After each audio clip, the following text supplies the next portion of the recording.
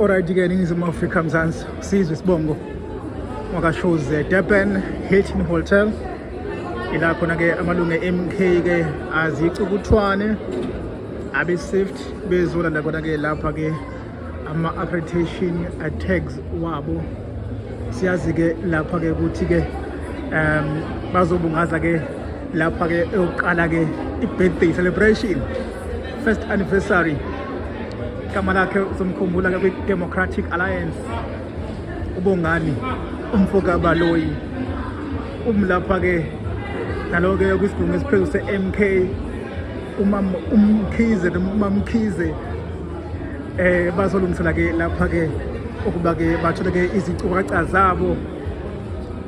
Yabona-ke ukuthi-ke inkulumo yinhle-ke futhi lapha-ke iyathokozisa. Igama lakhe uBongani Baloyi, Ningizimu Afrika Mzansi, first anniversary ye-MK.